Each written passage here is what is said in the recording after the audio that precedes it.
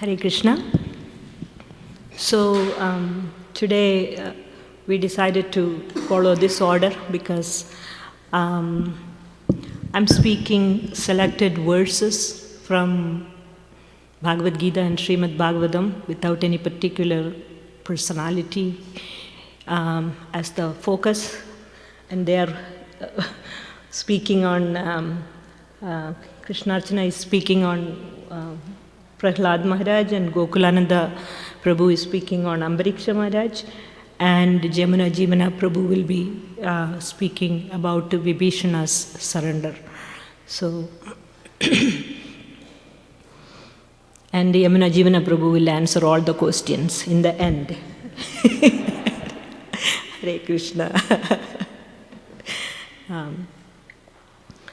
ओमज्ञानतिमिरन्धस्य ज्ञानाञ्जनशलाकया चक्षुरुन्मीलितं येन तस्मै श्रीगुरवे नमः।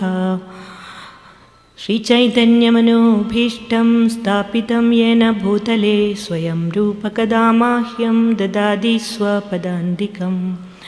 वन्देऽहं श्रीगुरो श्रीयुतपदकमलं श्रीगुरुं वैष्णवंश्च श्रीरूपं साग्रजातं सहगणरघुनाथान्वितं तं सजीवं साद्वैतं सावधूतं परिजनसहितं कृष्णचैतन्यदेवं श्रीराधाकृष्णपादान् सहगणललिता श्रीविशाखान्वितंश्च। हे कृष्ण करुणा सिन्धो दीनबन्धो जगत्पते गोपेश गोपिका कान्ता राधा कान्ता नमोस्तुते। तप्तकाञ्चन गौरङ्गी राधे वृन्दावनेश्वरी वृषभानुसुते देवी प्रणमामि हरिप्रिये।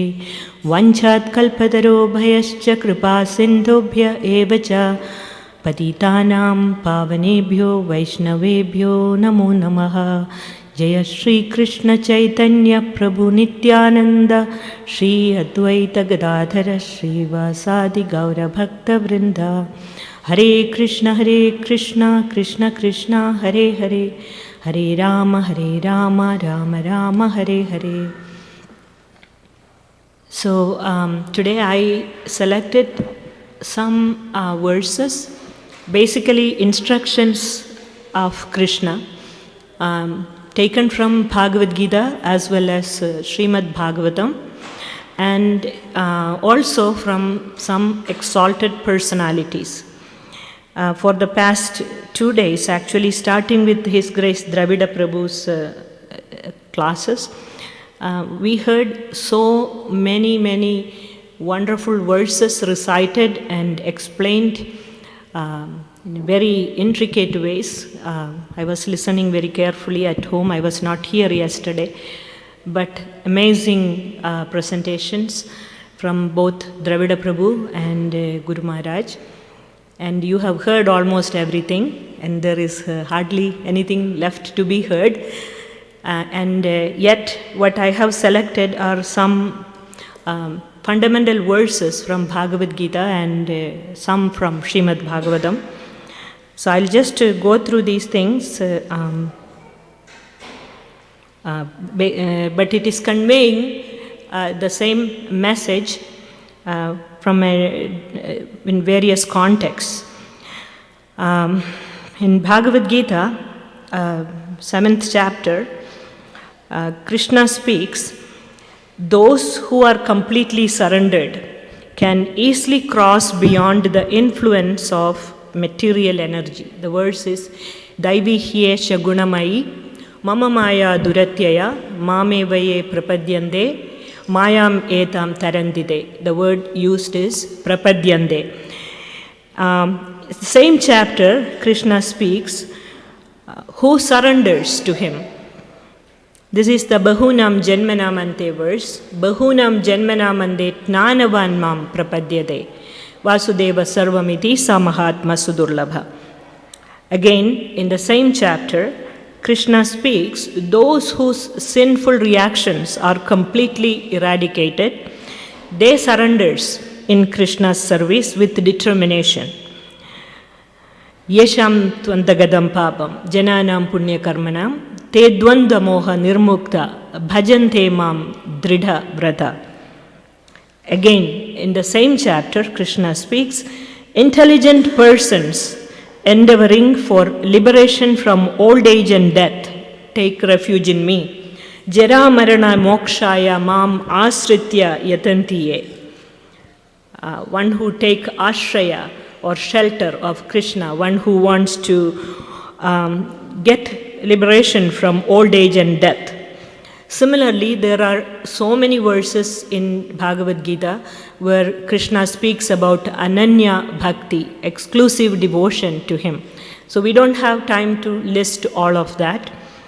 But I will quote one more verse, which is the last one in the 18th chapter, which Dravida Prabhu, His Grace Dravida Prabhu, began this whole seminar quoting the 18th chapter verse, 18.66, Sarvadharmam Parityajya, Mamekam Sharanam Vraja, Aham Tvam Sarva Papebhyo Mokshayasyami Masuchaha. So, here Krishna is telling, abandon all varieties of religion. Very beautifully, Dravida Prabhu as well as Maharaj explained in detail about this one particular verse. After describing various kinds of knowledge and processes of religion and summarizing Bhagavad Gita, the Lord is saying to Arjuna, you give up all varieties of religion, give up all the processes that has been explained so far and simply surrender to Krishna. That surrender will save him from all sinful reactions. And Krishna is saying, I will protect you. The assurance is there. So in the 7th chapter, already the Lord has spoken, Yesham tvantagadam papam jananam punya karmanam. One whose sinful reactions are completely eradicated, such a person surrenders to him. But in this particular verse, Krishna says, if somebody thinks that all my sinful reactions need to be eradicated before I can surrender, one need not think like that at all. Because Krishna is saying you just mamekam sharanam vraja, aham tvam sarva papebhyo. All you need to do is simply surrender to me. I will take care of the sinful reactions. So one need not put in like that strenuously trying to relieve oneself all these sinful reactions. Anyway, however much strenuous effort to be put forward, that's not going to be the solution for the problem. Surrender is the solution to the problem, and it is only ultimately by the mercy of Krishna one can get rid of all the traces of sinful reactions. So one has to love him with full faith and surrender unto him. So in the purport, Srila Prabhupada is explaining, one should fix one's mind upon Krishna, the very form with 2 hands holding the flute in his hand, that bluish complexioned boy wearing the Vaijayanti garland and having such a amazing beauty and with a peacock feather in his hair. If one can fix one's mind upon Krishna, that's all what it takes. So there are unlimited number of verses glorifying the beauty of Krishna throughout the Vedic scriptures. And usually in the Christmas seminar time, we hear amazing recitations from Dravida Prabhu, which is like your heart get filled with so much of happiness just listening to that. And so I was tempted to recite some verses because I couldn't hold back. There are so many verses. And here is some from Gopal Tapani Upanishad. I really love these. Because ultimately it is simple love and devotion to Krishna which helps us. When somebody comes, Prabhupada says, one should come stand in front of the Supreme Lord with folded hands and offer heartfelt prayers. And that's what is most pleasing to Krishna. Anyway, and so, listen to this amazing verses. This is a description of Krishna. Satpundari kanayanam मेघाभं वैद्युताम्बरं द्विभुजं ज्ञानमुद्राध्यं वनमालिनमीश्वरं गोपागोपिगवावीतं सुरद्रुमतथाश्रितं दिव्यालङ्कारनोपेतं रत्नपङ्कजमध्यकम् काळिन्दीजलकल्लोला सङ्गीमारुतसेवितं चिन्तयांश्चेतसः कृष्णं मुक्तो भवति संस्मृतिः सत्पुण्डरीकनयनं मेघाभं वैद्युताम्बरं द्विभुजं ज्ञानमुद्राध्यं वनमालिनमीश्वरं गोपागोपिगवावीतं सुरद्रुमतथाश्रितं दिव्यालङ्कारनोपेतं रत्नपङ्कजमध्यकम् काळिन्दीजलकल्लोला सङ्गीमारुतसेवितं चिन्तयांश्चेतसः कृष्णं मुक्तो भवति संस्मृति. Krishna's eyes are as beautiful as two fully blossomed white lotus flowers. His bodily complexion is bluish like new cloud. His garments glitter like lightning. Krishna eternally exists with two arms. He is the source of all transcendental knowledge. In fact, all knowledge emanates from him. He is decorated with a long garland of various forest flowers. He is surrounded by cowherd boys like Sridham, cowherd girls like Radhika, and cows like Kapila. Krishna stands in Vrindavan under a desire tree, his entire body decorated with divine ornaments. Krishna sits on a golden throne above an expansive lotus flower. He is served by the cool breeze coming from Yamuna's waves. If one meditates steadily on Krishna, in this way, he will become liberated from material existence. The word used is Chintayams Chetasa Krishnam, very deeply within one's heart. And this terminology, like fixing one's mind within one's heart, is used in Gajendra's prayers. Also, it's very interesting to understand that it's a deep meditation that is implied here. So, the same message that Krishna gives in Bhagavad Gita 18th chapter is repeated again. Krishna is saying the same message in a different way to Uddhava in the 11th chapter. This is 11th canto, 12th chapter, verses 14 and 15. Tasmat tvam uddavotsrijya chodanam parichodanam pravrittim cha nivrittim cha shrotavyam shrutameva cha mameka eva sharanam atmanam sarvadehinam yahi sarvatma bhavena mayasya hyakuto bhaya. One more time.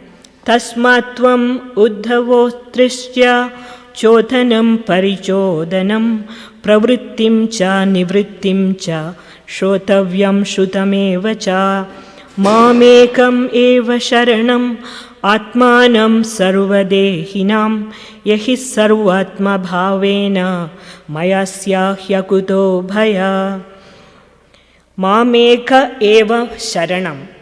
Krishna is saying, O Uddhava, totally abandoning the Vedas and their auxiliaries, all their prescriptions and prohibitions, pravrittim cha, nivrittim cha, and everything you have ever heard or you may hear. Shrotavyam shrutim evacha. With all your heart, take exclusive shelter of me, the life of all beings, and by my grace, you will become completely fearless. In this chapter, Krishna is describing to Uddhava the importance of the association of devotees and also the super excellent love exhibited by Brajabasis and especially the gopis of Vrindavan. Krishna says, Mam eka eva sharanam, making me alone the exclusive shelter. And who is he? He is Atmanam Sarvadehinam. He is the life of all. So, Uddhava has inquired about the symptoms of saintly persons and liberated souls, and the Lord replied about the different levels of spiritual advancement. He talks about two different categories of people with different levels of advancement. And one is those who are able to understand Krishna to be the principal goal of life. And then there are those who accept Lord Krishna and devotional service to him as the only goal of life. Among all the devotees, the gopis of Vrindavan, they are described by the Lord having achieved this rare state of pure devotional service to the Lord. And according to Vishwanath Chakravarti Thakur, Krishna did not disclose this to anyone. He kept it, this love of that the gopis exhibited, this love of the gopis for him, he kept it locked within his heart. Because it is very confidential, and also it is, the Lord is very grave by nature. However, he couldn't hold it too long, and so he disclosed it to Uddhava in this particular verse.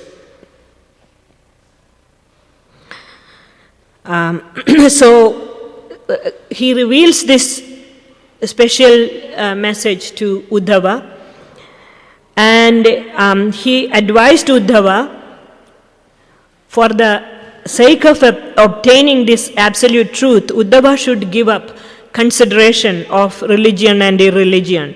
Again, this is the same thing that Krishna said in Bhagavad Gita.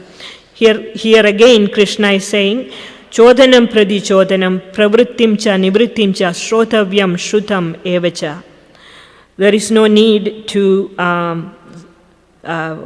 follow these religious principles. And here the last verse, Krishna is saying that he will personally remove all the fears. One need not make special attempts on one's own, but Krishna will take charge of his devotee's life and personally remove all the fears. Again in the 11th canto, 29th chapter, Krishna is speaking to Uddhava. Martyo yada tyakta samasta karma niveditatma vijikirshito me tadatmritatvam pradipadyamano mayatma bhuyaya cha kalpate vai. Here, amritatvam, the word amritatva is used. Amritatva means immortality. Krishna says to Uddhava, when a mortal being completely rejects all pursuits of mundane enjoyment and liberation, surrenders themselves unto me and serves me according to my desires, they obtain amritatva or immortality. They awaken to their eternal spiritual form like my own, with which they are able to relish the nectar of their intimate loving relationship with me. So, prior to this, Krishna has already described other types of spiritual practices based on detachment. So, Uddhava, he realizes the difficulties, similar to what Arjuna felt in Bhagavad Gita. The 6th chapter, after hearing Ashtanga Yoga process, Arjuna clearly says that, this is very difficult, so he gives up on that. And then Krishna speaks about devotional service. So here also Uddhava is asking to Krishna finally to describe about Bhakti Yoga. And the Lord says, because the eternal process of devotional service to the Supreme is transcendental and has been established by the Lord Himself, it can never be defeated or prove fruitless. When one offers completely to the Supreme Lord with exclusive devotion, the Lord becomes particularly pleased, and thus the devotee achieves immortality, becoming qualified to obtain opulence equal to the Lord. So after receiving this final instruction on Bhakti Yoga, Uddhava retires to the Badrikashram and very sincerely engages in the devotional service to the Supreme Lord as following the instructions given by Krishna without any deviation. So, very simple process, perfectly executed according to the guidance by the Supreme Lord. It's interesting that Vishwanath Chakravarti Thakur comments on this verse, which is something which was elaborately discussed here by Dravida Prabhu as well as Guru Maharaj. Vishwanath Chakravarti Thakur comments, "My devotees are truthful, saintly, and undisturbed by material duality. A surrendered soul is one who, by the mercy of my devotee, has given up all variety of religiosity to engage in my unalloyed devotional service. Such a surrendered devotee has taken shelter of the lotus feet of a bona fide spiritual master who is non-different than me. The spiritual master initiates his disciple into the chanting of the Krishna mantra, and the disciple offers everything in his possession, including his body, mind, and power of speech, for the service of the Lord. When a devotee sincerely surrenders unto me even once," just like how Vibhishana surrendered, "and I personally take charge of him, my activities and activities of my devotees are transcendental and factual, having nothing to do with illusory energy. As a result of his engagement in my service, a devotee comes to associate with me as one of my loving associates."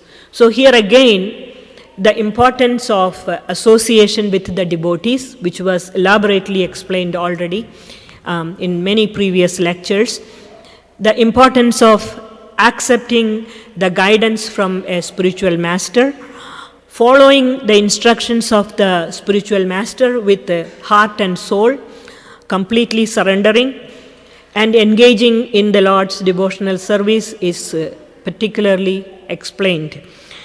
And interestingly, Bhaktisiddhanta Saraswati Thakur comments on this verse. And one thing that Bhaktisiddhanta Saraswati Thakur speaks is that the Supreme Lord is perfect and complete, and everything in relationship with Him is also complete, or in other words, without any deficiency. So if somebody thinks that it's very difficult for me to give up my pursuit of yoga practice or my pursuit of searching for knowledge, all these processes, and so that, I may lose something very important. These are all done with so much of effort. And if I surrender to the Supreme Lord, I'm going to lose all this hard work that I have put into acquiring this knowledge and this siddhis or whatever. One need not worry about this at all, because the Supreme Lord is self-sufficient. He has the ability to provide everything that his devotee needs. Without being asked, the Lord will definitely provide that, and He gives complete assurance that my devotee need not strive separately to achieve anything. And then there is another verse from Srimad Bhagavatam, 2nd canto, 7th chapter, 42nd verse. Yesham sa eva bhagavan dayat ananta sarvatmana shrita pado yadi nirvyalikam te dushtaram atitaranti cha e devamayam nasham mahamamididhi swashrigla bhakshye. If one wholeheartedly takes shelter of the feet of the infinite Supreme Lord, he bestows his true mercy upon them, and they thereby transcend the insurmountable Maya of the Lord. The same thing Krishna said in Bhagavad Gita. If one takes shelter of Krishna, that is the method of overcoming the influence of Maya. Maya metam tarantide. So the Lord does not bestow his mercy upon those who ascribe the conceptions of I and mine to the material body, which is nothing more than food for jackals and dogs. Maharaj spoke about this particular topic very elaborately yesterday. So sarvatmanashrita, wholeheartedly taking shelter. This is spoken by Lord Brahma to Narada in the context of describing the scheduled incarnations of the Lord. Then another verse from 11th canto, 5th chapter, verse 41. Devashi bhutapta nrinam pitranam nakinkaronyam rinichanya rajan sarvatmanaya sharanam sharanyam gato mukundam parihritya kartam. Devashi bhutapa nrinam pitranam nakinkaronayam rinicharajan sarvatmanaya sharanam sharanyam gato mukundam parihritya kartam. This is Karabhajana Muni speaking to Maharaj Nimi. O king, one who having completely abandoned all worldly duties surrenders wholeheartedly unto the ultimate shelter Mukunda, is neither a debtor nor a servant of the demigods, the sages, other living entities, relatives, mankind, or ancestors. Sarvatmana ya sharanam sharanyam. Wholehearted surrender is recommended. The context of this verse is Swayambhuva Manu, his son, one of his sons is Priyavrata. And Priyavrata's son is Agnidra, and his son is Nabhi, and his son is Lord Rishabhadev. And Rishabhadev had 100 sons, out of which King Bharata, everyone knows him by name. 9 others became rulers of Bharatavarsha, like 9 islands of the Bharatavarsha. 81 more of the sons, they became Brahmanas. They were very much expert in the Karmakanda, sacrifices, and the remaining 9 sons, they were known as the Navayogendras. And the Navayogendras were such exalted personalities, they had the ability to travel anywhere on the face of the planetary system. And they came and went as they pleased. And they were known to be, such effulgent personalities, and like the 4 Kumaras. And Maharaj Nimi, who was one of the great devotees of the Supreme Lord, was engaged in this amazing sacrifice. And in that sacrificial arena, these Navayogendras, they walked in. And it is said that Maharaja Nimi, he received them with all love and respect, and all the assembled sages and everybody, they received the Navayogendras similarly. It is said that even the sacrificial fire stood up, and they were effulgent, like brilliant like the sun. And so Maharaj Nimi is posing questions to all the Navayogendras, and they answer one after the other. And finally, the last Navayogendra is this Karabhajana Muni, who answers his questions and who explains this particular topic.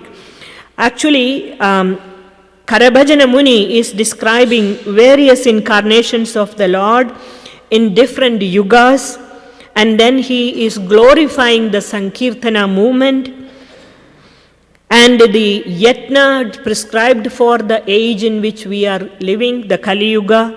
And then Maharaja Nimi, and he is speaking to Maharaja Nimi this particular verse. And hearing this, Maharaj Nimi attained the goal of his life.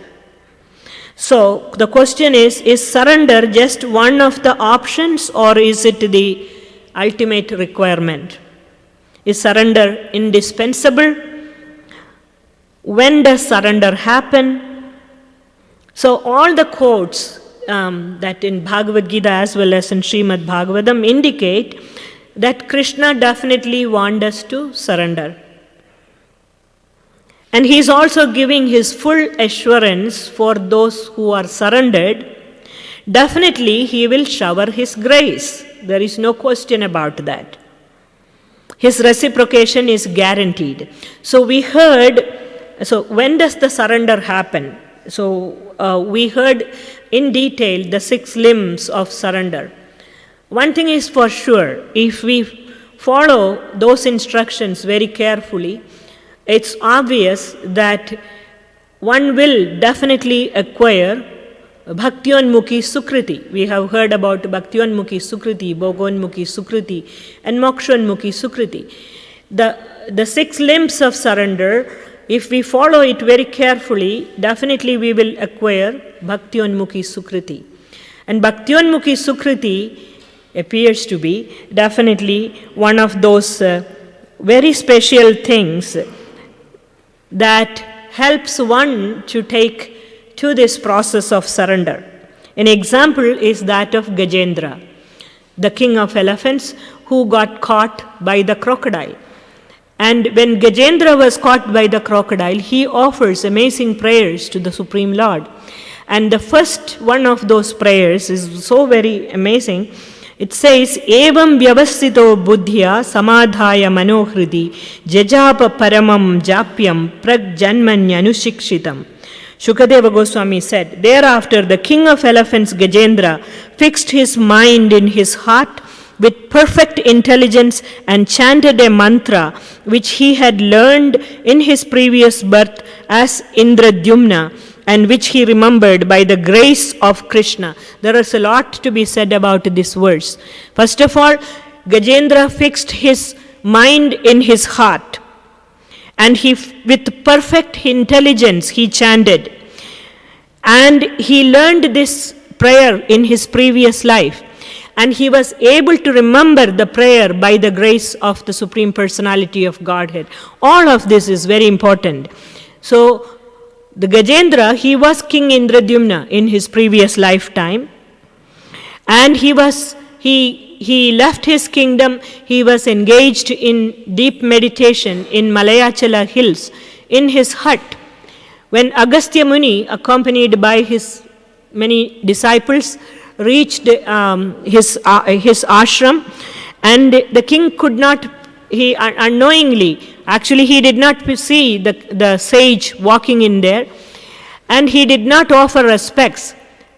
And Agastya Muni got angry, and he cursed the king to become an elephant, a dumb elephant in his next life. And that's how he became the Gajendra. And Gajendra was having a wonderful lifetime in the heavenly planetary system. He was enjoying with his many wives and children and having a good time, and he was even intoxicated. And he goes to drink the water in this lake, and the crocodile catches. And this catching of the crocodile, it's very, we always think like when some calamity strikes, then we turn to Krishna. Calamity has already struck us, because in this lifetime, if you follow the instructions of Krishna in Bhagavad Gita, Krishna already says, one who is born is sure to die. So in other words, the crocodile already caught us. We don't need to wait for some particular calamity to happen. And so we already are caught in the crocodile. And so in this particular case, when the crocodile caught Gajendra, he was able to remember the Supreme Lord after 1,000 years of struggle. By the Lord's mercy, he was able to remember that particular prayer. He was able to, with perfect intelligence, he was able to fix his mind in his heart and offer that prayer, and the Lord immediately reciprocated. So the Bhaktyonmukhi Sukriti is quite clearly indicated here. And one more, the last one is Draupadi. In the case of Draupadi also, she was a devotee of the Lord in her previous lifetime. And when Dushasana dragged her into the assembly of the Kauravas, nobody came to her rescue. She turned to her husbands, turned to the elders, and no one could come to the rescue of Draupadi. Finally, she gave up. She gave up all self-help and threw her hands up in the air, and she called out to Krishna the name she used in Mahabharata. It is said, she called, O Gopijana Vallabha, Govinda and Gopijana Vallabha, she called out. Actually, throughout Mahabharata, it is more about Krishna's Leela in Dwaraka and in Mathura. There is no mention about the gopis of Vrindavan, but yet Draupadi is calling Krishna by the name Gopijana Vallabha. And it is said that she came to that consciousness of Patim Patinam, the master of the masters. And that was the approach taken by the gopis. In that time of need, when nobody was there to help her, that's how she approached Krishna. Total surrender. And again, all of this indicates that Bhaktyonmukhi Sukriti definitely comes to one's rescue, and the 6 limbs of surrender helps us to acquire that type of Sukriti. That's all. Thank you. Hare Krishna.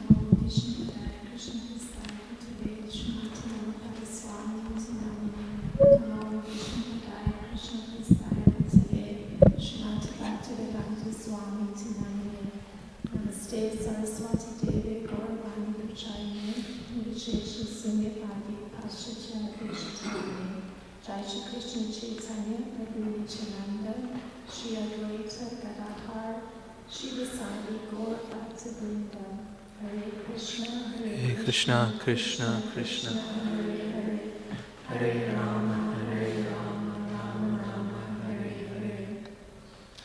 So all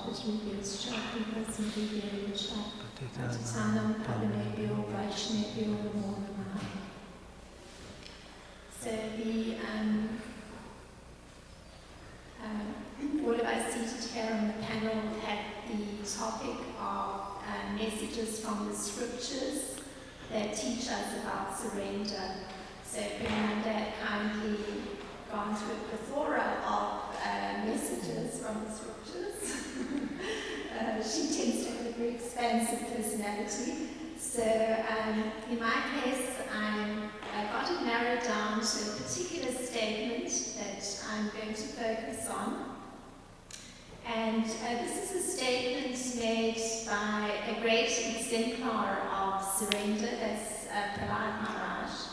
So I'll read it.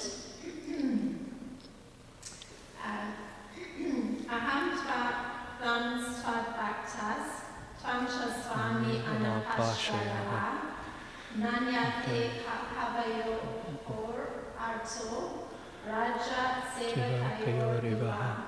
So these words are, O my Lord, I am your unmotivated servant, and you are my eternal master. There is no need of our being anything other than master and servant. You are naturally my master, and I am naturally your servant. We have no other relationship. So this is from Srimad Bhagavatam, the 7th canto, the 10th chapter, and the 7th verse. So, if one peruses a dictionary, surrender is defined in 2 contradictory ways. The first one is that it's yielding to another on demand. And then exactly the contrary definition is given, which is yielding to another voluntarily. So,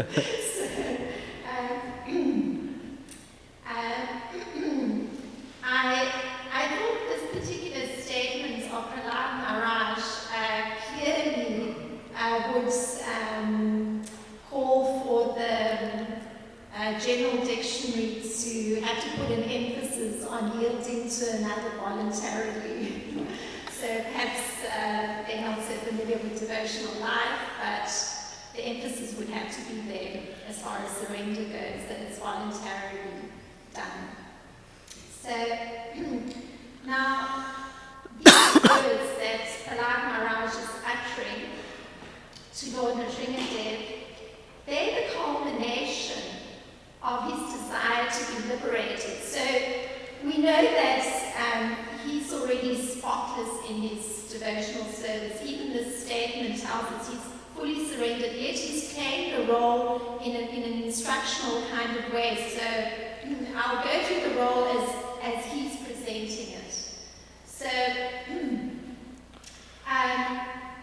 he had described such a life, he wanted this liberation from materialistic life. So, many of us coming to Krishna consciousness, we're not aware that there's ahead of us a huge amount of work on this process of surrender. Rather, we're thinking, yes, well, actually, maybe I'm not so enthusiastic about materialistic life. I seem to be having so many difficulties. So, Prahlad Maharaj, he actually is quite clear. He actually wants to be liberated from materialistic life. So, he describes such a life. So, this is his description. So I don't know if it fits one's description, if one's just coming to associate with devotees, but here it is. He says that such a life is a kind of association with materialistic desires, one after the other. So there's a sort of tiring part to the whole thing. And the consequence of that association, this is what he sees as the result. So again, it's very contrary to the general view that, one is excited about life, or, one's doing, one's studying, and life is opening up ahead of one. It's not necessarily like that. He sees the association of materialistic desires. So, my degree, my job, this promotion. He sees it as falling into a well. So it's not going up, it's plummeting down. And one's plummeting into a well full of snakes on top of it. So it's not just a simple well. There's these dangerous creatures there. And he says that actually this well and falling into the snake, into this well of snakes, is actually following in the wake of the general populace. So actually the general populace are all heading towards this huge well filled with snakes. So this is his view of materialistic life. So now, this association with material desires that's so tiring from Prahlad Maharaj's point of view, it's a kind of usage of the mind, because the mind needs to focus on specific things, likes this, don't like that kind of thing. So it really needs to be removed from that kind of engagement. I mean, that's what it means moving away from materialistic life. So you don't want the mind to be moving from this thing to that thing, getting attached to this thing, getting attached to that thing, or rejecting that thing. It's all very tiresome. So,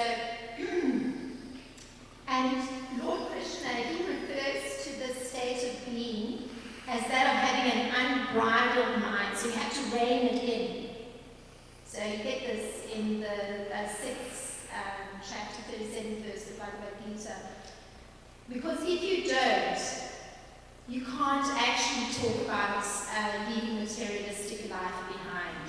It's going to make self-realization very difficult work. So,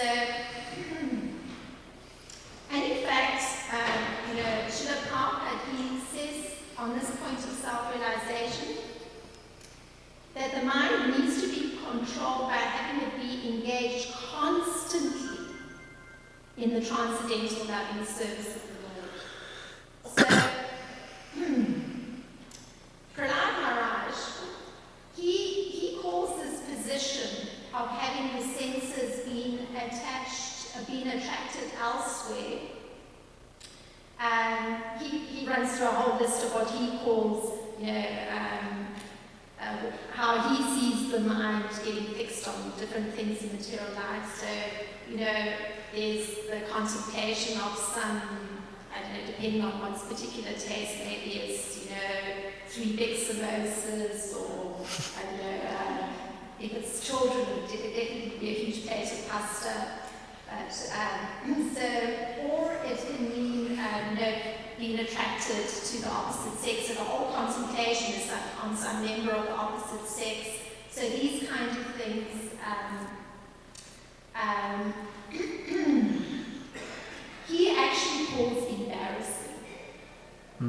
Because there's the mind preoccupied in this kind of way.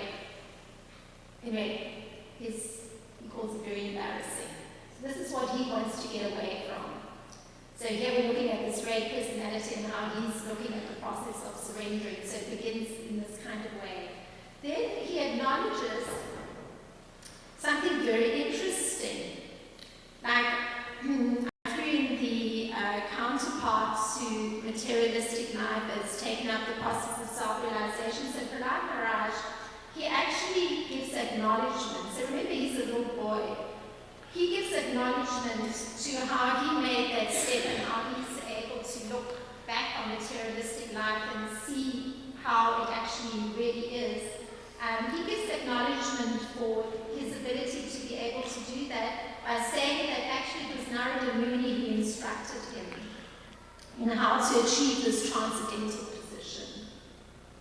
That position of constant transcendental loving service. To Lord Krishna, of course. So Prahlad Maharaj is very consistent in his desire to be liberated from materialistic life. So, in fact, he even gets offered a benediction. So Lord Krsnarcana appears before Prahlad Maharaj, and he has this very loving mood towards Prahlad, his devotee. So he says to him, my pastime is to fulfill the desires of the living beings, and therefore you may ask from me any benediction that you desire to be fulfilled. So here's this very nice offer from the Supreme Personality of Godhead, Lord Krsnarcana. So, because naturally, Lord Krishna, Lord Krsnarcana to Prahlad, very affectionate mood. And Prahlad Maharaj, taking into account what he's understood of materialistic life, he actually refuses such a benediction in favor of being engaged in the service of Narada Muni. So this is the lifeline. Because by doing so, he's receiving the mercy of Narada Muni. So he understands this. It's as Srila Prabhupada says, if one is blessed by a devotee, then naturally one automatically achieves the benediction of the Lord. So Srila Prabhupada, he points out that this surrender on the part of Prahlad Maharaj is a symptom of a pure devotee. And how that can be deduced is generally the pure devotee, the surrendered soul, is not wishing to bypass the spiritual master. And he's not wishing to serve the Lord directly, not at all. He understands what was the lifeline from, that move from materialistic life to the path of self-realization. And in fact, he's so sincere in this understanding, and there's gratitude, and he actually states that it's his duty to serve his spiritual master.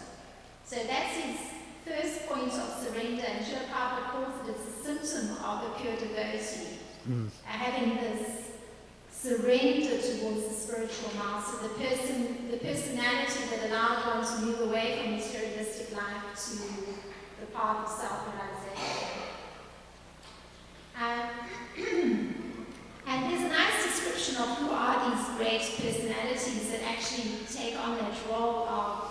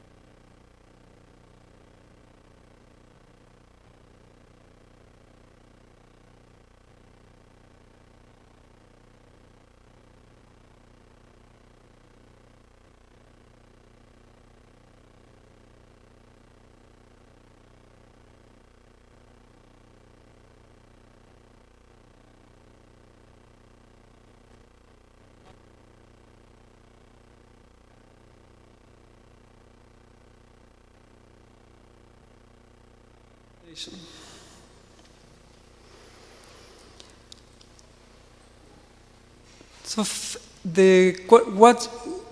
what is the source of surrender?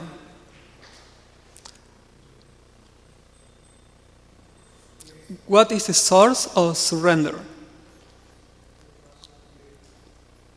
Process of hearing. The process of hearing. Okay. Anyone else want to? Love. Yeah. Shelter.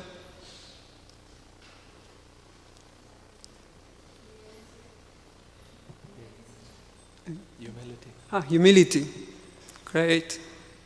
So all of those answers are correct in one sense. But I was thinking in a particular one. And this is faith. Because according to the degree of faith you have, it's also the degree that you surrender. For example, if you want to buy a car, and you have to have some faith that the prices won't change if you are doing in quotas. So that you have to have some faith, at least in the economy, to pursue a payment, a long-term payment. So when it comes to religion, to spirituality, you are not investing just money, but you're investing your emotions, your love, everything, your humility, and your time in hearing and chanting. So why you will want to do that if you don't have trust or faith in the Supreme Person? Even in relationships, we also surrender to to our relative or significant others, according to the level of trust and faith we have in them. So, in the case of Ambarish Maharaj, he has had pure faith. And the symptoms of pure faith is surrender.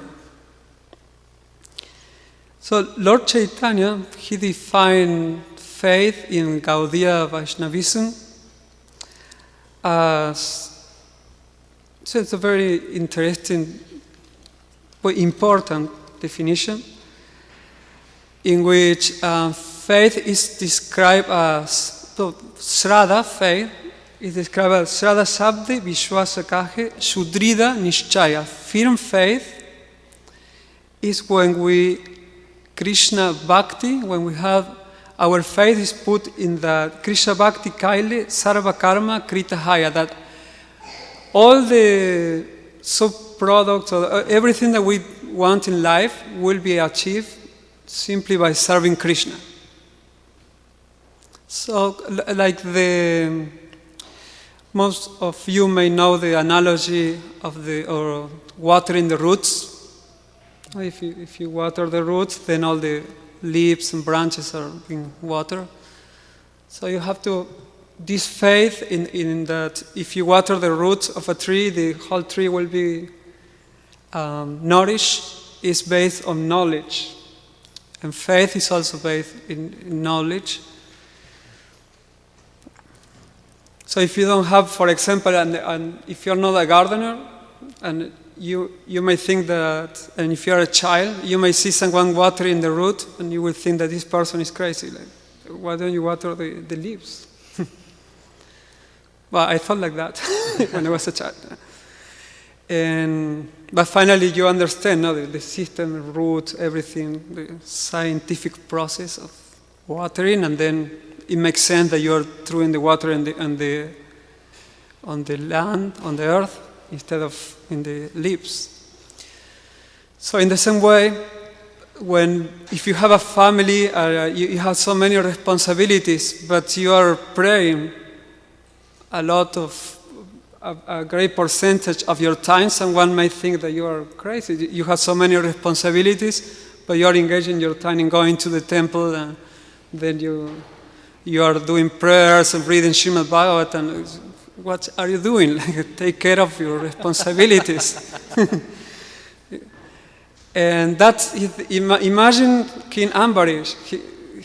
He's supposed to be like traveling all over the world, like taking responsibility, but here he is. I will read a verse, how he was engaging most of his time. So this is a famous verse. It's Savai Mana Krishna Padara Vindayor, which means that he was engaging his mind in meditating in the lotus feet of Krishna. Then, Vachansi Vaikunta Gunanu Varnane.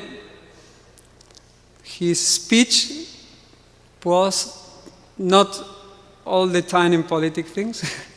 He was engaging glorifying the Lord. So in this way, he also was cleaning the temple, Karau, engaging his hand in Mandira Marjanal, and cleaning the temple. He was using the eyes to take darshan of the Lord in the form of his deities.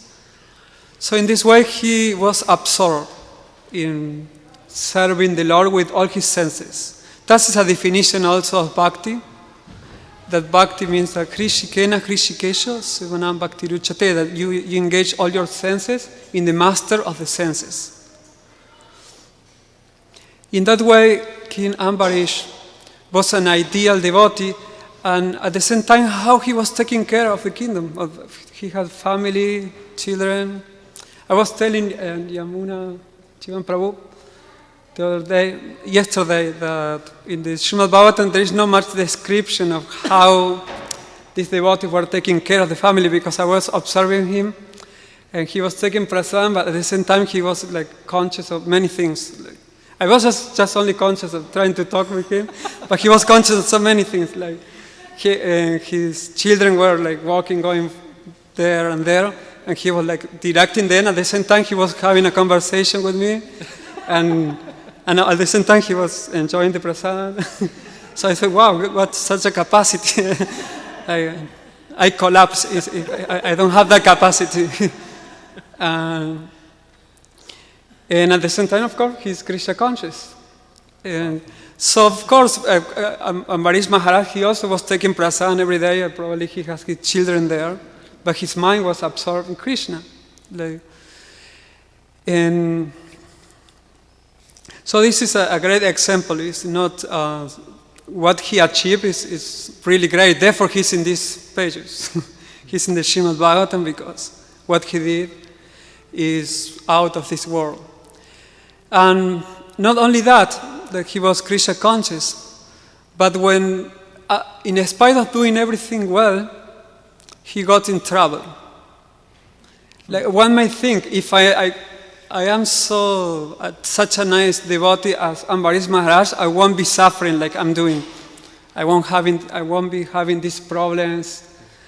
And so the solution is to become a pure devotee, so you won't have any more problems. But Ambarish Maharaj, without looking for problems, he was getting problems. And one of the biggest problem he got is receiving a guest and not being able to please the guest, even though he was trying to please the guest. And that guest is Durvasa Muni.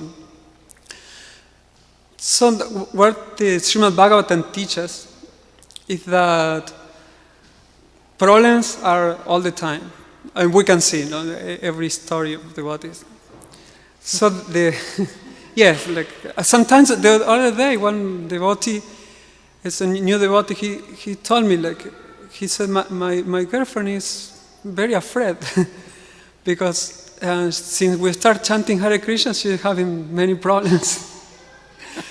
and I told him, well, tell her that she has to be very more scientific. So maybe you have to conduct a scientific study to see if there is a correlation between the suffering she's having and the practices. Maybe, for example, if you lose the job, It may be because you're spending time in the temple, but not because Krishna doesn't want you to have a job, but because you're not looking for the job. You're here, so it's normal. But I didn't want to mention all these stories because but the fact is that everyone is getting problems. So, like Ambarish Maharaj, but only the pure devotees, they respond different than other people, even different than regular devotees. And that's why we are reading this. And so how the devotees react, the pure devotees, in provoking situations. We have many stories, Prahlad Maharaj and the Pandavas. This Ambarish Maharaj, the way he reacted, it was out of this world, because Durvasa Muni, he created, when he was displeased by the reception of, I don't want to go to the whole story, so therefore I'm just summarizing. When he was displeased by the reception of Ambarish Maharaj, who was very humble, and just because of a technicality, a small thing, nothing. Durvasa Muni, although he was a great yogi and a very accomplished yogi, the way he was becoming upset, it was like childish. But he was very powerful. And with this mentality and the power, it was very dangerous person. So everyone was afraid of displeasing him, because if you displease him, you can lose your life. But Ambarish Maharaj was not afraid. And when he unintentionally displeased Durvasa Muni, Durvasa Muni was so upset that he took from root his a part of his hair, that's a bunch of hair, like my sika, like this. He did like. Imagine that you have to be really angry really upset to do that, because it's very painful. I won't do it. I have to be really upset. So the level of upset, it was. So what happened when he did that? Because he was a very powerful yogi, he created a big demon, a fire demon. And Ambarish Maharaj, he didn't move.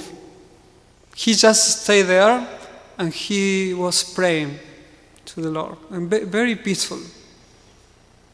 And what happened? The devotees of the Lord are protected, the pure devotees, always.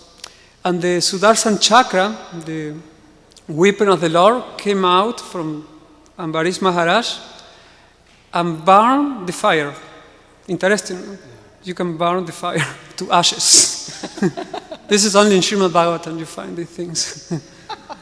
And so you can interact fire with fire. So the demon was converted into ashes. And then the chakra was following Durvasa Muni. And at this point, Durvasa Muni was very confused and afraid. So he started running, looking for shelter.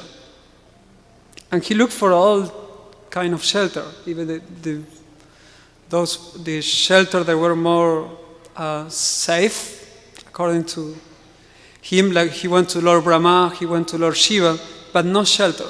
Everyone, Lord Brahma was telling him, I can't do anything, because Lord Vishnu is the most powerful, and Lord Shiva the same. So finally he had to take shelter of Krishna. So at this point we see the behavior of Ambarish Maharaj in contrast with Durvasa Muni, who supposed to be a self-realized person. He was a Brahmana, but in spite of being able to control his senses and become a yogi, he wasn't able to control his mind in this situation. While Ambarish Maharaj, he's not a yogi, he's a bhakti yogi, of course, but he's not an asceta, and he is able to control without any effort.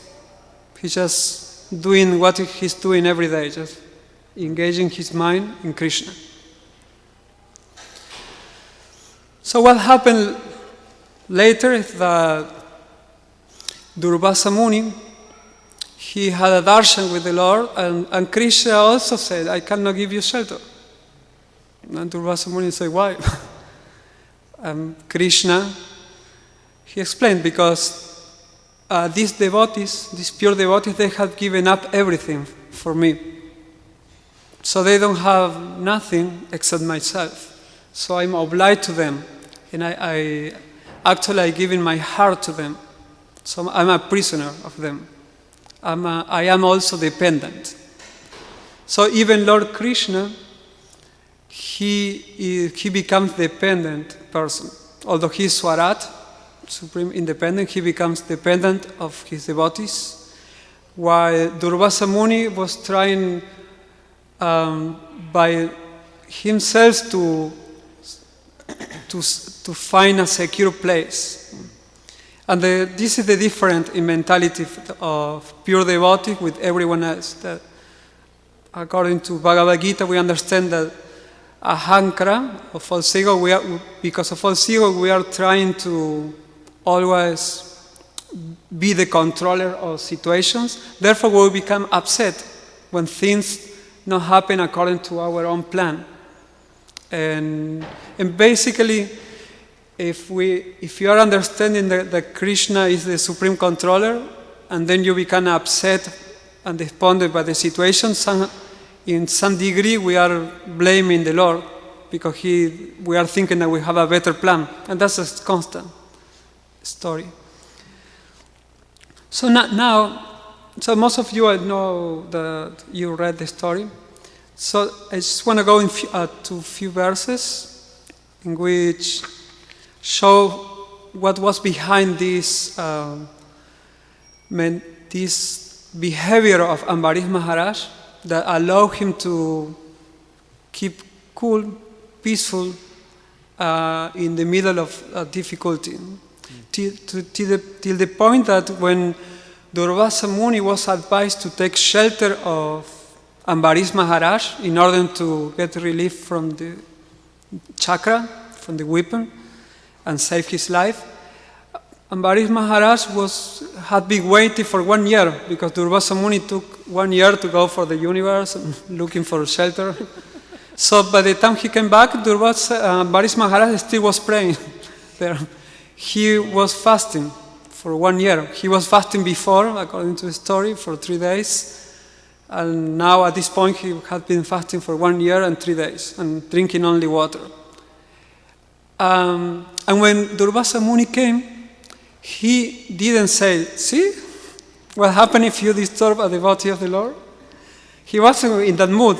So I think sometimes, like when I was doing book distribution, sometimes a person that mistreated me really badly, I was thinking, now something will happen to you. And then I was imagining that something will happen, and then I will go and say, see, you don't have to mess up with those who are distributing the Prabhupada books. So that's very bad. No? But Durvasa, Ambarish Maharaj, he wasn't like that. So he wasn't thinking, oh, see, this works, being a devotee works. He wasn't thinking, he was ashamed even, like, I'm very concerned. He was concerned that Durvasa Muni was in danger. So when he saw the situation and he saw Durvasa Muni paying obeisances to him, again he became ashamed of what many others will become like very proud. Said, yes, that's correct. I'm superior to you because I'm a devotee of the Lord. No. Ambarish Maharaj was very concerned and ashamed, and he started praying immediately to the chakra to forgive Durvasa Muni. Very deep prayers, it's described in this section. And finally, so Durvasa Muni was saved, and Durvasa Muni himself, he realized that Ambarish Maharaj was a great personality, and he could see how he was very ashamed of his behavior, so he had forgiveness. And what Ambarish Maharaj did, he just served prasadam to Durvasa Muni without any bad feelings toward him. Even though he was been fasting for 1 year, he didn't say, let's take prasadam together. I've been fasting for 1 year, so forget everything and let's take prasadam. He just said, I will serve you. He served him prasadam, and he only took prasadam after Durvasa Muni told him, now you can take. And he took the remnants. So Durvasa Muni was really humble and touched by this circumstance, this situation.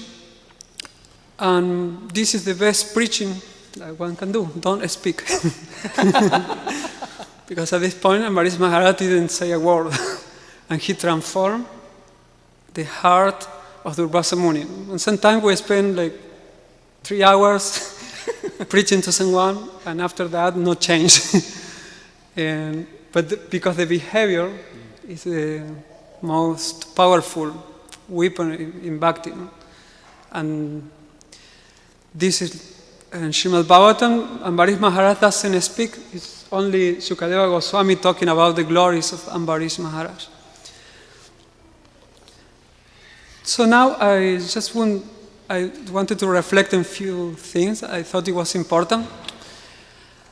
Ambarish Maharaj was considering, the Bhagavatam described that he considered the world as insignificant, as a stone.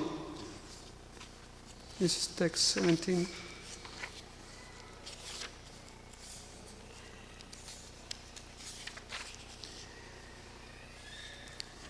It says, Maharaj Ambarish was a great devotee of the Supreme Personality of Godhead, Vasudeva, and of the saintly persons who are the Lord's devotees. Because of this devotion, he thought of the entire universe as being as insignificant as a piece of a stone. So, in the universe, there are many things that we think that are useful, but he was considering them as a stone. So my question is, a stone is useful?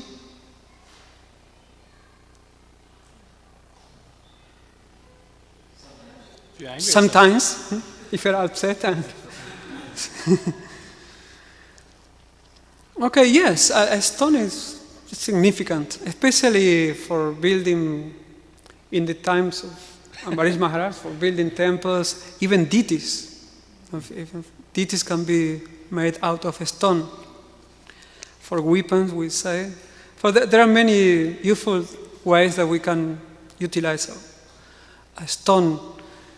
So I was listening to a lecture from a senior devotee from Chaupati, and he was reflecting that it can be that just Ambarish Maharaj was rejecting the world, like saying, this is insignificant.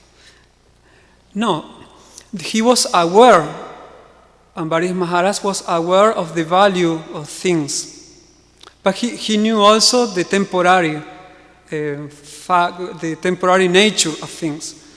But when something becomes insignificant, something significant, for example, an iPhone, is important, but when it becomes insignificant, when it's broken, When it's not mine. Suppose it's working. In which moment is it significant? When it's not mine. Well, you have very good answers.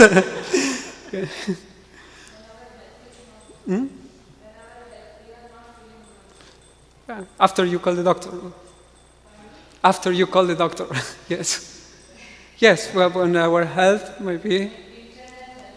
Yes.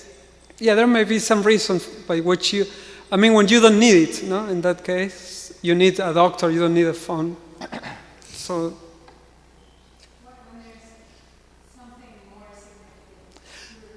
When there is something more significant, higher taste, we can say. Yes, that's also valuable answers, but the answer I was looking for is, according to this devotee here, is that things become insignificant when you don't need them. It's close to what you say. So when you don't need something, it's insignificant. And what is the need for a pure devotee of the Lord? What do they need besides Prema Bhakti? They don't need anything else. So therefore, everything else is significant, but Srila Prabhupada explained that things become significant when you see how they are connected to Krishna and how you can engage them in Krishna. And this is the philosophy of Yukta Vairagyam, when you can engage things that are considered material in the service of the Lord. Therefore, Ambarish Maharaj was engaged in the kingdom, everything in the service of the Lord. So in the same way, we try to learn to engage like microphones, everything in the service of the Lord. But regardless of that, everything becomes insignificant for a devotee. Of course, when you have that level that Ambarish Maharaj was having, of pure faith, in which you don't need anything else, a kinchana, they only have the Lord. So this is one instruction that we can take, because we have to deal all the time with responsibilities and things that are not related to the Lord, doesn't seem to be related to the Lord, but if we think in Ambarish Maharaj, we can try to engage them in Krishna consciousness, and if you can't, then it's like a stone. So they become useless. So thank you so much for listening. I'm sorry for my English or anything I may have said improperly.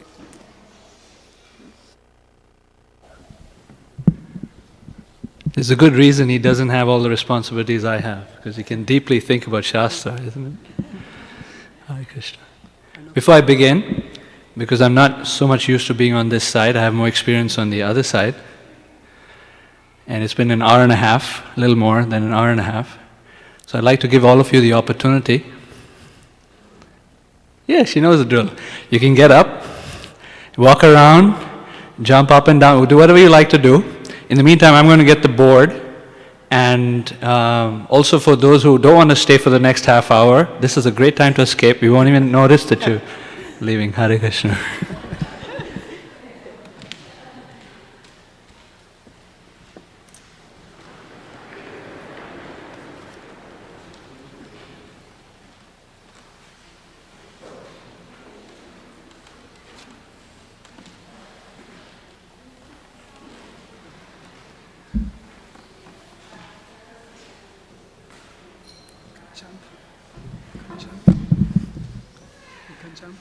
Yeah, sure.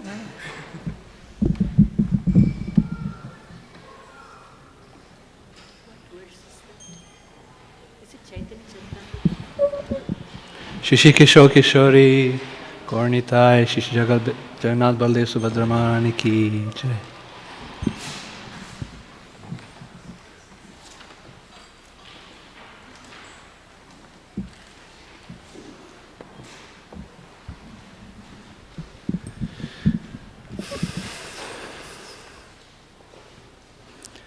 Om Jnana Timirandhasya Jnananjana Shalakya Chakshurunmlitam Yena Tasmai Shri Gurave Namah. Shri Chaitanya Manobhishtam Stapitam Yena Bhutale Swayam Rupa Kadhamayam Dadati Swapadantikam Vanchakalpatarubhyasya Kripasindubhya evacha Patitanam Pavanebhyo Vaishnavebhyo Namo Namaha. Jai Shri Krishna Chaitanya Prabhu Nityananda Shri Advaita Gadadhar Shivasadi Gaura Bhaktavinda. Hare Krishna Krishna Krishna Hare Hare Hare Rama Rama Rama Hare Hare. So I'm very honored to have this opportunity. And I'd like to seek the blessings of my senior devotees, that we can say something useful, and most importantly that I apply what I hear, what I'm speaking and I hear from all of this. So, I chose to speak about Vibhishana surrender because earlier this year, I, and along with a bunch of other devotees, about 200, 300 devotees, we got the opportunity to go with His Holiness Romapada Swami to South India. It was a fantastic yatra. It was a very special one. In fact, it's one that I continue to remember practically every day.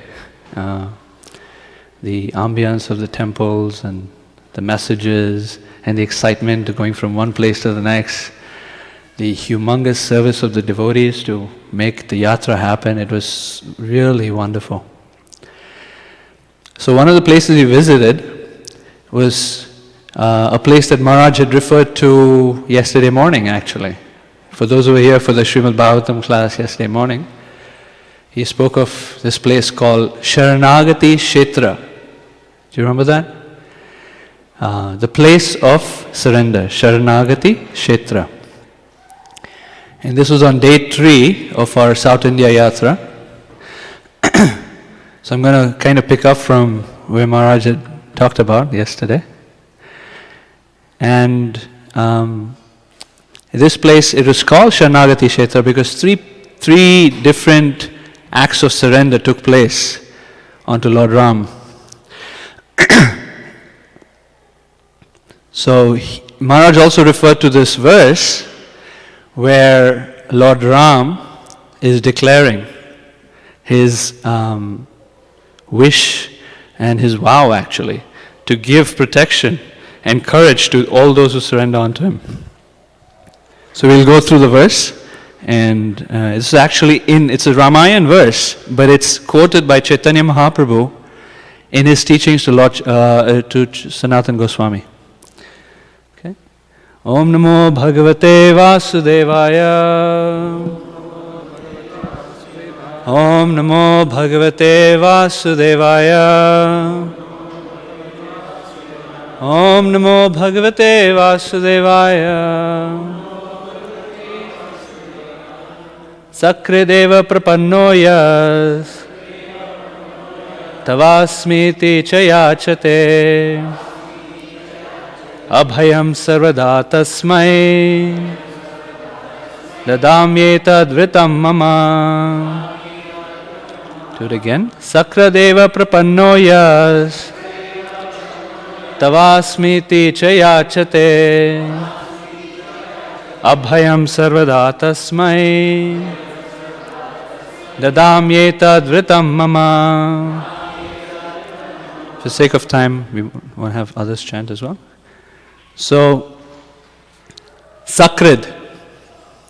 I'll go through word by word and then we'll read the translation. Sakrid means only once.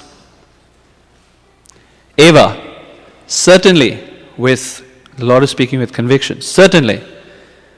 Prapanno. What does prapanno mean? Surrender. Yas is yaha, meaning one who.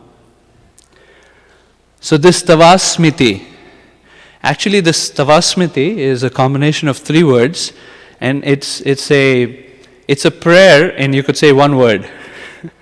Sometimes when we go on book distribution, we learn from Vaisheshika Prabhu. After you've distributed the book, you ask them, would you like to learn a Sanskrit prayer? And first of all, do you know Sanskrit? Oh, Sanskrit anyway. But would you like to learn a Sanskrit prayer? It's a 5,000-year-old prayer.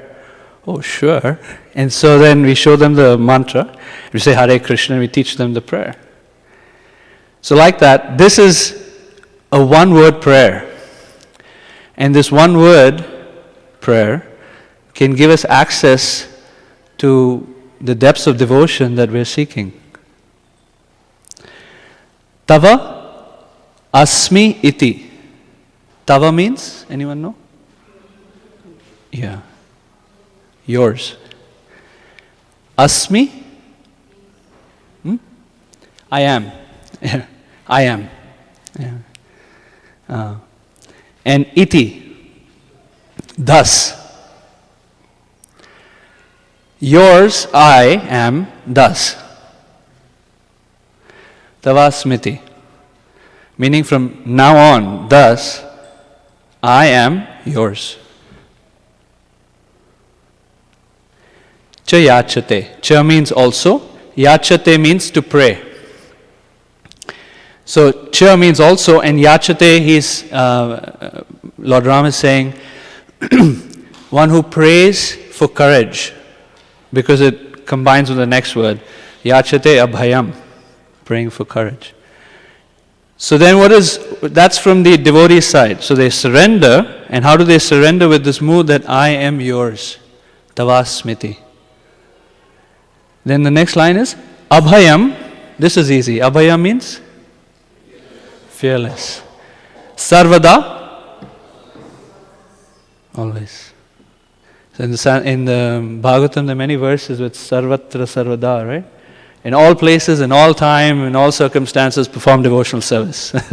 Repeated phrase in the Srimad Bhagavatam. So here it's saying, abhayam sarvada. Lord Ram is saying, I give them courage for the rest of eternity. Tasmai, onto him. Dadami means I give. Like dadami buddhi yogam tam, right? Etad, so that's what Lord Ram does. Abhayam sarvada tasmai dadami. And then he says, etad, this, vratam. Wow, this is my, mama means my, it's simple. Etad vratam mama, this is my vow. So, let's go back again. Only once, if one surrenders onto me saying, tavasmiti. So this is our this half an hour keyword, tavasmiti, I am yours. And prays to me for courage, for such a person, abhayam sarvada tasma, I give him fearlessness. Like Ambarish Maharaj, completely fearless. Totally fearless, even though you have fiery demon coming towards him. Dadami etad vritam mama. This is my vow. So, one thing that Maharaj had said yesterday morning is that knowing the quality of the Lord gives us impetus to surrender. So, because we all start, where do we start from in Krishna consciousness anyway? We start with somebody maybe giving us a book about something, or actually begins with preliminary faith, adav shraddha. There's a seed of a feeling that there's something higher out there. We don't know what it is. Like I know in my life, I was easily led into impersonalism. God is everything and everywhere, and that's about it. The personal conception was not strong, or even there. So we have a sense there's something higher, but we don't know what is that something, right? So how do you surrender onto, like he was saying, how do you have faith in, or how do you trust and give your life, I'm yours, to something you're not very clear about. So we don't have clear idea about Krishna, actually. At least I can speak for myself. So then we begin the process of Krishna consciousness. We start, we come in touch with devotees, the philosophy makes sense to us, nice prasadam, maybe that's what does it, something. We start Krishna consciousness somehow, and then we start to gain trust in devotees. And what are devotees saying? Krishna! So then we start to trust Krishna a little bit, because we trust devotees. So that's why I say, Yasya prasada bhagavad prasada. Yes. So through the medium of the mercy of the spiritual master, we get mercy of Krishna. We get to understand and trust Krishna and have faith in Krishna because of the mercy and the trust and faith instilled by the devotees of Krishna. So that's how our life begins, and in Krishna consciousness anyway. And we're meant to come to this point of, I am yours completely. Krishna, I'm fully dedicating my life to you. How do you get there? So it's a process, right? Maharaj was saying at least 4 times yesterday morning, it's a progressive thing. It doesn't happen immediately. And even when we say, I am yours, what does that mean anyway? What is I? am yours. They may not be clear idea. I know I wake up in the morning thinking, who am I anyway? I mean, yeah, we're here, I'm spirit soul, but who am I? I mean, do I feel it? Because until we know our particular rasa with Krishna and all its intricacies, we really don't know who we are. We have a long way to go to know who we are. So, I am yours, that prayer is something we can start with for sure. But it goes deeper and deeper and deeper as we progress in Krishna consciousness and hear about Krishna. Anyway, so I am yours, if we can understand who Krishna is, it gives impetus to surrender. So this is one of the features of Lord Ram or Krishna that we can really appreciate. That Krishna is very kind and very loving. In that if we make a commitment to Him, He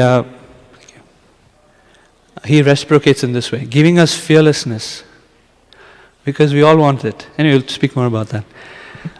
So going to the story of Vibhishana, back to Sharanagati Kshetra. When does Lord Ram speak this verse anyway? It's during this whole exchange with Vibhishana. So, anyone not know what the Ramayana is here? Okay, very good. So everybody knows about Hanuman and burning up Lanka and that story a little bit? You don't? Okay. So there was Lord Ram is a personality in that picture, and his consort, Sita Devi, and right next to him is Lakshman, his brother, younger brother, and the person at his feet is Hanuman, the monkey warrior, his dear servant. So what Hanuman did, well, let me back up really quick. Ravana took his wife Sita away from Ram. He abducted her, pretty bad, and he took her to this place called Lanka, which is currently known as Sri Lanka. And he had a big golden palace and all of that. This happened about some million years ago.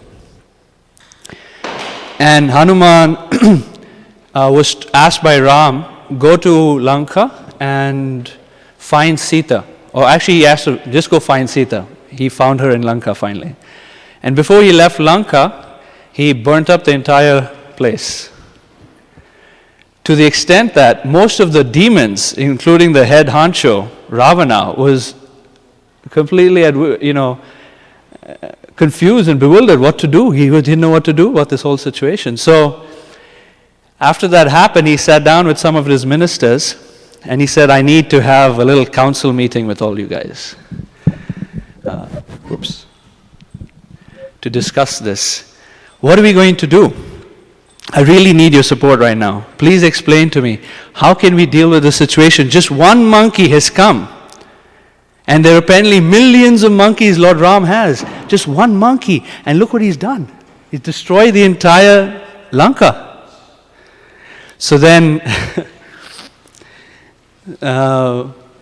one of his Rakshasa folks started to speak.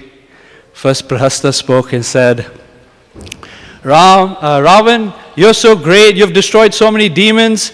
Don't worry about it. We just were inattentive. We weren't ready for this fellow. But he came and he used his mystical powers to do his stuff, and he burnt up the whole place.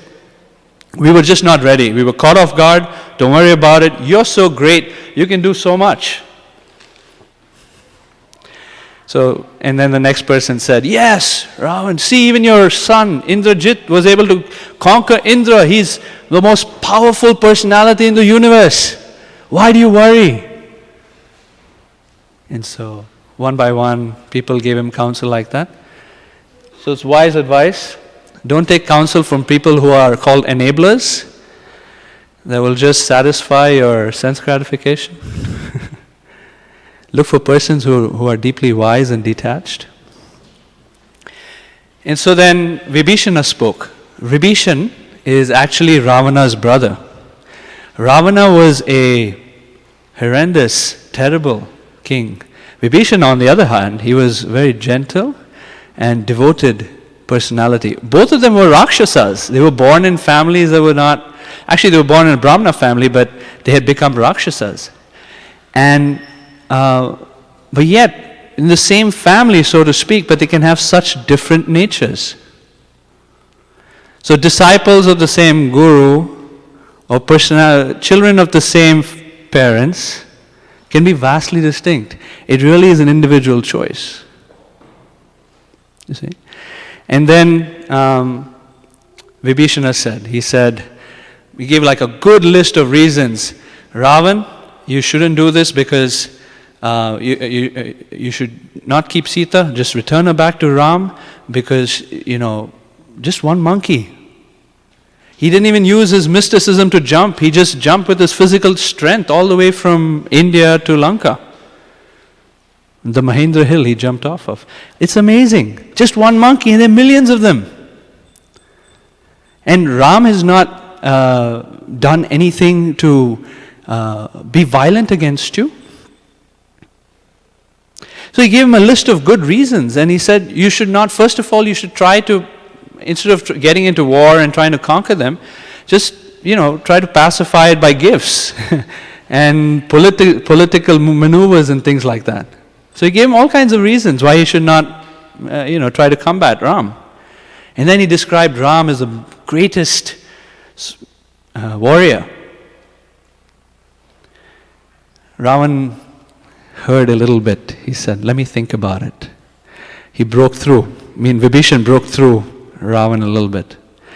But then, the next morning, Vibhishana really wanted to help his brother. He was in a mood of service. He really wanted to help this deluded person who was filled with sense gratification. So in the morning he went to Ravana's private chambers and he spoke to him and he said, look, there are a lot of bad omens. Ever since Sita has come into this place, Lanka, there's so many bad omens. Don't you see them? And he gave them a list of bad omens. When one is attracted to sense gratification, peripheral view is lost. And one is so deeply attached to that object of sense gratification, rationality is thrown out the window, ability to see things in the proper perspective, and those who are well-wishing, like Vibhishana, their good advice is not taken. And so he said, what are you talking about? I don't see any bad omens. In fact, everything looks honky-dory to me. And Vibhishana at that had to leave because then Ravan wanted to have an assembly with the rest of his Rakshasas. Kumbhakarna, his brother, had woken up after 6 months. So he said, Kumbhakarna has woken up. Time to have a meeting.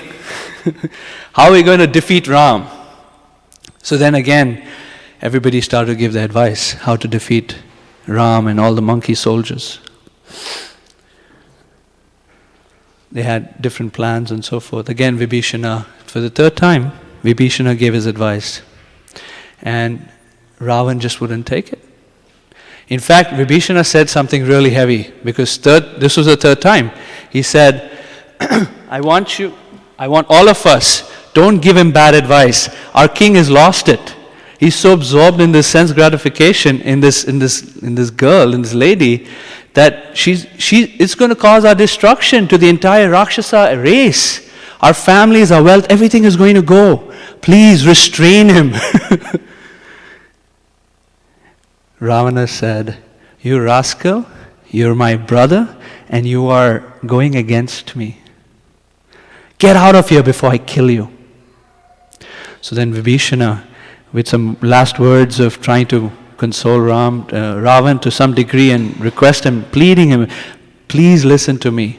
I'm just leaving and I don't have any issue with you, but you're going to destroy Lanka. I don't have any personal profit to gain from all of this. Ravana didn't listen. So Vibhishana rose up in the air along with 4 other ministers who were his companions.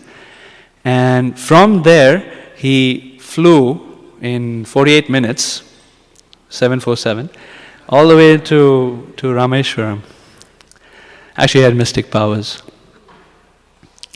So when he came to the place called Tirupulani, where Lord Ram was there along with the monkey soldiers, the monkey soldiers saw him, especially Sugriva, the head of the monkeys, and he saw him coming. Oh, he's coming from the enemy's camp. He needs to be destroyed immediately. But when he came, Vibhishana didn't land on the ground. He just stood in the air, giving his speech to Sugriva. He could see that Sugriva is wanting to, destroy him and kind of speaking like that.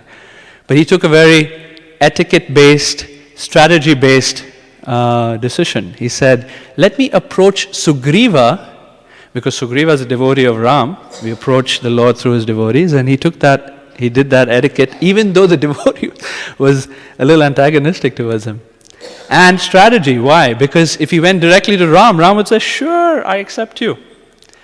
But he wanted to go through Sugriva so that through their discussion, Sugriva and the rest of the monkey soldiers would be pacified and he would be fully accepted into that association.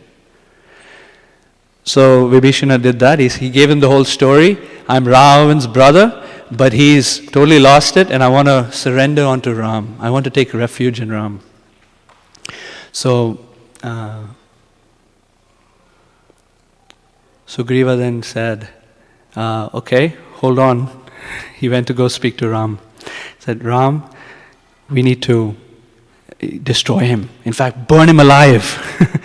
And then Ram said, you really care about me, don't you? Thank you very much. Let me ask the others, how do you feel? So he asked each of the other Vanaras how they felt. Angad spoke. He said, let's give him some service and see how he does in that service. Sometimes the spiritual master will test us and give us some service, how we do, and then give us further responsibility like that. Anyway, so he wanted to test. He said, let's test him.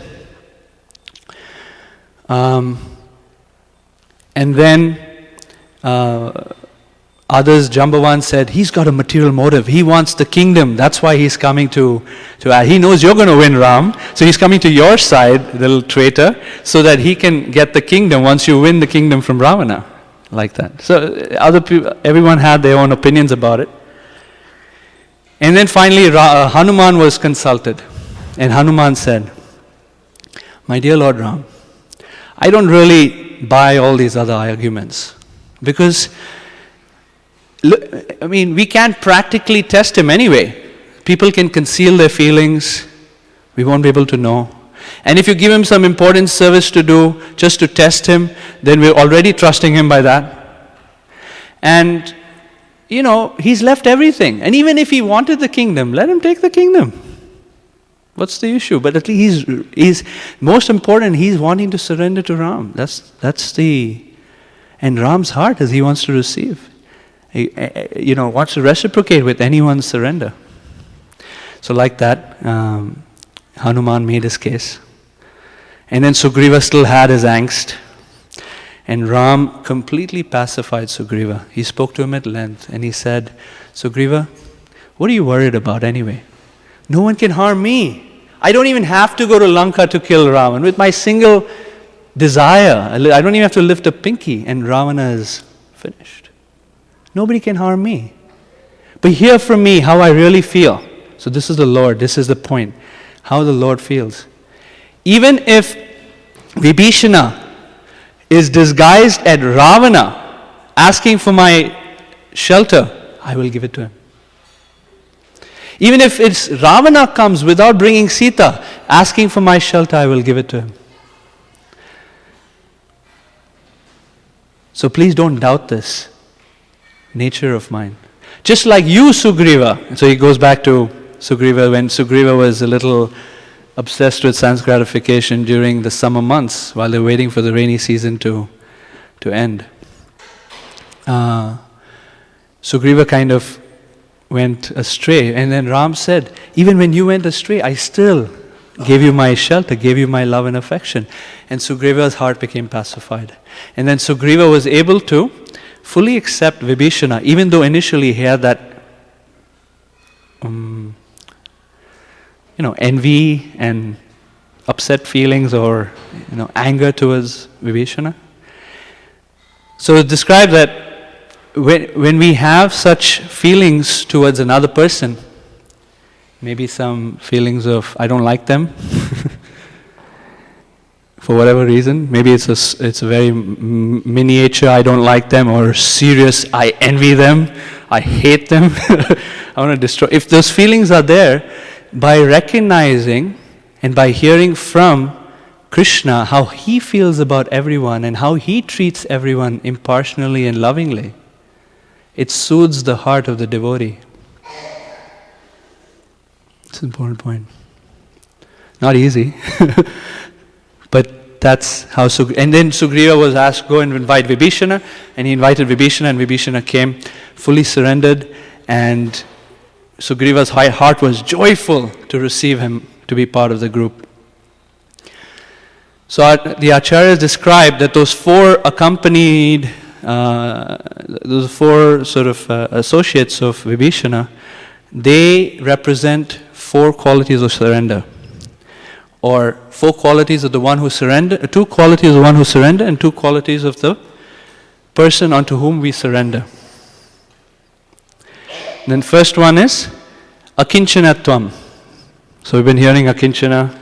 Gokulananda Prabhu mentioned it, Maharaj mentioned it yesterday. Akinchana, having no material desire.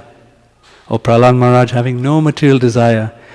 So Vibhishana, think about it. He had a family, he had children, he had wealth, he had honor, he had prestige, he had all of that at Lanka. He just left all of that, rose up and went straight to Ram. He left it. I remember this is funny. Maharaj was describing this, and he left even without his toothbrush. When me and my family travel anywhere, it's like, it's like when we remember Gaur Kishore Das Babaji every time we travel. Because Gaur Kishore Das Babaji, when he left from Vrindavan to go to live in Mayapur, he had only three things with him. His beads, which was cloth, a book, and his tiger skin cap. That was it. But when we travel, it's a whole different story. With two kids and anyway. So that's how Vibhishana was. He was so akinchana. He had no shelter in those things, even though he was living among those things. Akinchanatvam. And then the second quality is ananyagatitvam. Deeply feeling and knowing that Krishna is my Lord only, no one else. Not my family, not my society, not my country, not my friends, no one. It can be a source of my internal happiness except Krishna. So deeply feeling that, ananyagatitvam, no other shelter. So those are two qualities of the one who is taking shelter, and then two qualities of the person who is giving shelter are Shakti, Etad Vratam. This is my wow, that I will give him fearlessness. Krishna can give us fearlessness. Who in this world can promise us like this? Think about it. Who in this world can promise us, I promise you fearlessness from this day forth? Our banker? Our investment consultant? I mean, who can? No one can. Except Krishna. He has a Shakti to give us shelter. And then the other quality is Saralata, meaning simple. We heard that last night. Saralata, very simple. Krishna accepts anyone and everyone as long as they have that mood of surrender. Shishi Kishore Kishori Ki Jai. That's a sign for me to keep quiet.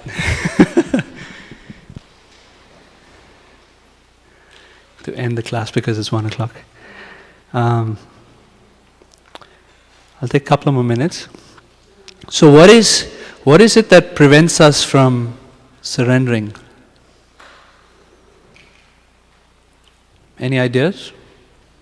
You like to share? Lack of faith? Attachments? Very good. He'll give you an A+. I was looking for something else. What's that? Ego. Yes, pride, false ego. Maharaj has been speaking about that too. Yeah. Hesitancy.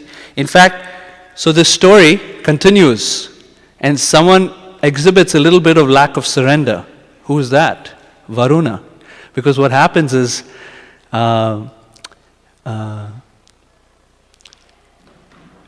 Ram consults Vibhishana, what should we do now? What do you suggest we do now that we want to go to the other side? He said the ocean would be very they'd want to serve you because there's a relationship in the past with your dynasty. So he said, okay. So Ram did his thing where he did austerity and laid down for 3 days or 7 days, depending on the version of Ramayana. He performed austerity. He just fasted, waiting for Varuna to come so that he could get Varuna's help, the Lord of the Ocean, to cross over to Lanka. He didn't come. After 7 days, Ram got really upset. And with fiery eyes, red, he boiled the ocean. And the ocean retreated many miles. And then finally, Varuna comes running with his wife and says, oh, I'm so sorry. Please forgive me. Please accept me. And Lord Ram, in his saralata, in his very kind mood, accepted the surrender. So the hesitation there was his pride, his ego. Thank you. Of Varuna. So sometimes we may be given some service and there may be some hesitation. That hesitation to perform the service, maybe, not always, could be pride. Like I remember when I first started associating with devotees, they would tell me to chant Hare Krishna. I would think in my mind, you chant. Why, leave me alone. Don't tell me what to do. So, that rebellious attitude, that's the root of our issue actually, being in this material world. And the other is, this is Prabhupada's statement. Here's Prabhupada about why we fear. What are we holding on to? Why we fear surrendering to Krishna? Right? Without surrendering to Krishna, there are lots of fears. But to surrender to Krishna, there's fear, isn't it? I have to give up everything, like everything. I mean, will Krishna be there for me after all? Prabhupada says the reason that we don't fully surrender is because we doubt whether the Supreme is a person and that He loves His devotees. There's doubt in the heart. That's why the final phases of devotion is described, all doubts are removed. Vidyate hridaya grantis chidyate sarva samshaya shiyante chasi karmani dishta ivatmani ishvare. That one can see the self as who we really are when all doubts are clear. So, doubt about Krishna as a person and doubt about Krishna, the Supreme person, the Supreme that's controlling everything is actually a person. Having that doubt and having doubt that Krishna actually has affection for us. Those doubts prevent us from surrendering. So as we hear, so what's the antidote?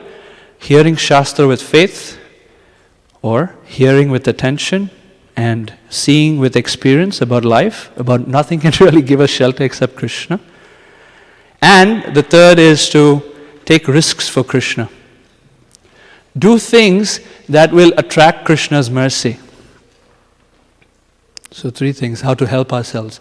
Have full faith in Shastra, hear with that faith, so we can hear about how Krishna is actually a person, Krishna loves us, and then to hear attentively, and try to see how what we hear is experienced in the world, and the third is to do something, take risks, go beyond our comfort zone for Krishna so He can give us His mercy. Okay, Hare Krishna. I've run out of time, and run over time actually, it's 1:05. We don't have time for questions, so I apologize, or I'm thankful actually. Hare Krishna. You want to share anything else, Mata? Concluding point? No, thank you. Srila Prabhupada ki jai. Thank you all for your kind attention.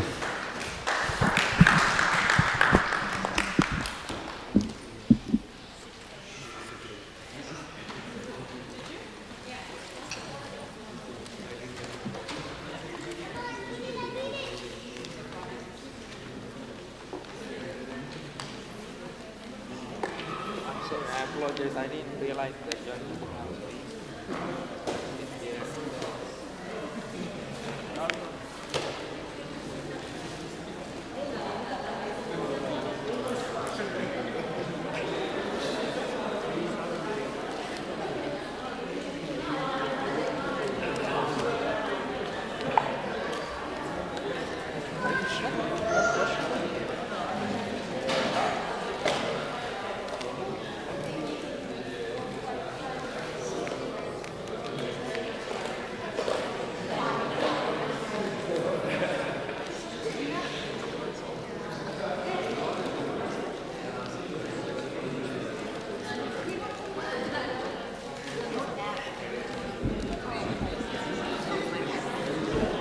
Bueno, fue linda experiencia seguir escuchando las realizaciones. Sí. Estuvo muy bien conectado.